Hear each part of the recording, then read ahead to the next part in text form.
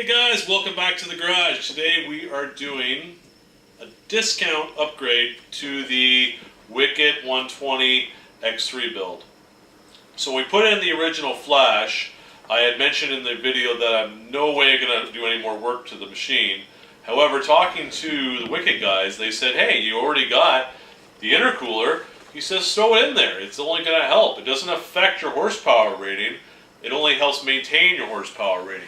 So what that means is that when your bike is at, or machine is at optimum temperature, you're running your horsepower, and when the machine heats up, that's when you start losing horsepower, and that's where the intercooler comes in. So it doesn't increase your horsepower, but it helps maintain your horsepower all the way through the RPM curve. An intercooler because the air heats up when it's compressed.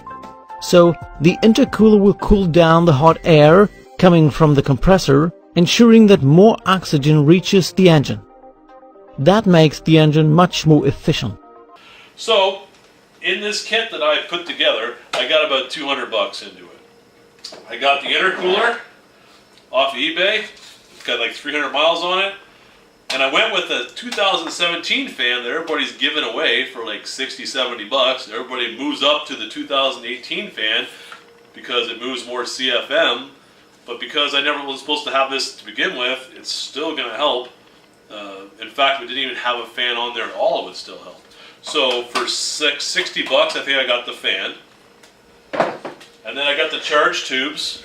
OEM charge tubes, came with the clamps. I don't think these are more than like 30, 40 bucks.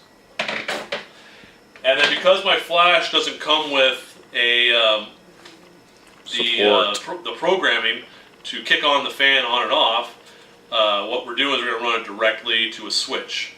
Now, those who don't know, OEM, your ECU only kicks on your fan at 80% of your throttle position.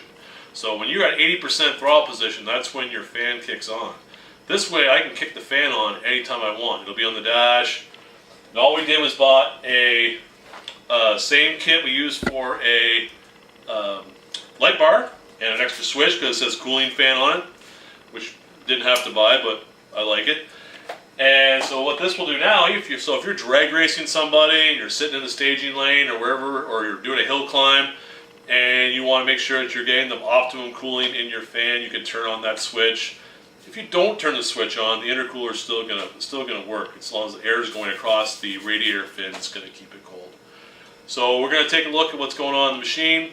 Very simple upgrade. Looks like it's only going to be a couple of clamps. Change it around. The machine looks like it's ready to take it.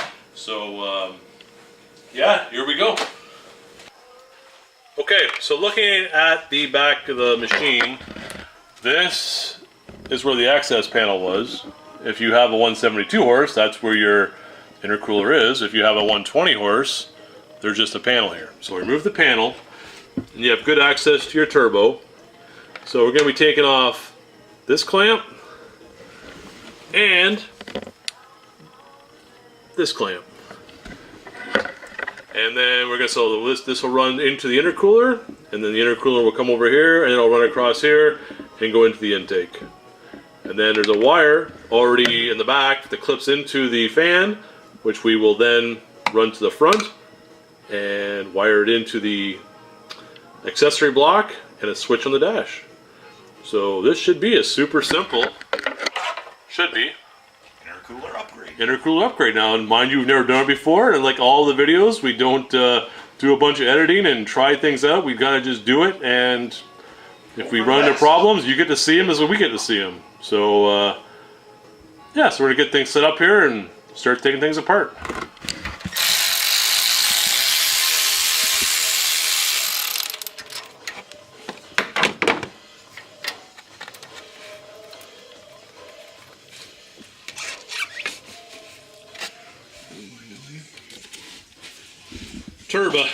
Turbo intake, turbo output. Careful. I think Seuss probably has that term copyrighted by now.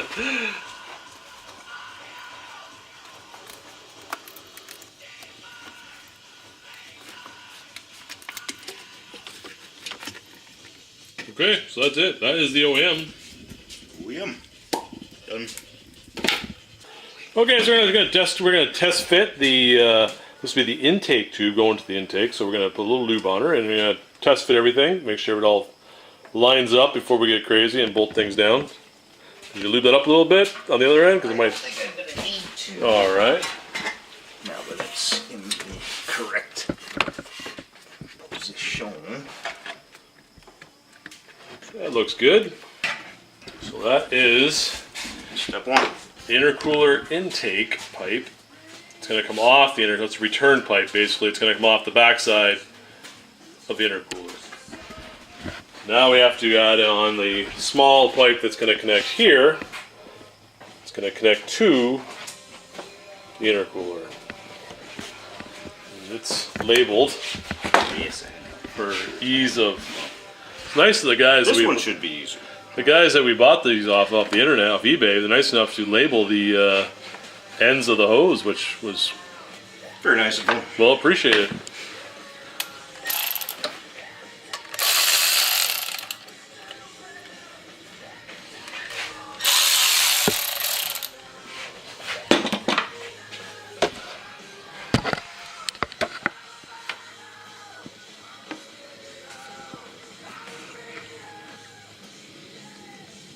So now, where it should be. Okay, that's the two pipes installed for all intents and purposes. Now we're going to throw the intercooler on and see how things line up. So. So that's the connector that comes OEM. It's already Can-Am provides it. It's already wired in. This is like this machine never came with a intercooler, but they did provide the wiring because all the difference is not much between the two machines. So we're just gonna snip that off and we're gonna wire in our power cable and then run it through the tunnel, I guess you call it, and wire it in. But that's the OEM plug that they provide for you. Now we're gonna test fit the intercooler, make sure everything lines up as it should, and this job's well on its way. Okay, preliminary wiring. Start running the wire through here, back through the tunnel.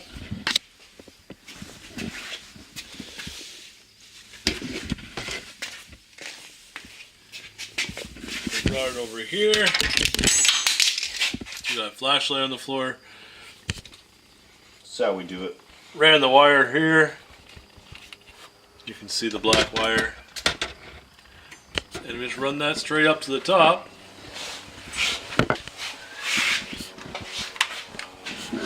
To here. Where we're actually going to run it to here. This is the factory wire, which we're going to seal up and waterproof. And then it should be all a matter of just plugging in the intercooler. Tuck that in the fan blade right now. Has to sit. Has to sit right there. Now we go back underneath. So that's pretty much it. You can't really see in there too much, but those two tubes just come up and connect in very easily. The electrical goes in there. We're going to run the wire through the tunnel and into the console and put the nice little switch in. Simple, easy job. Not the easiest thing to videotape, but it went really well. Nothing, easy peasy. The actual bolts you take out of the tray actually connect the intercooler back into the frame. So that should be it from us. The thing should work good. We're going to test it out next weekend and give it hell.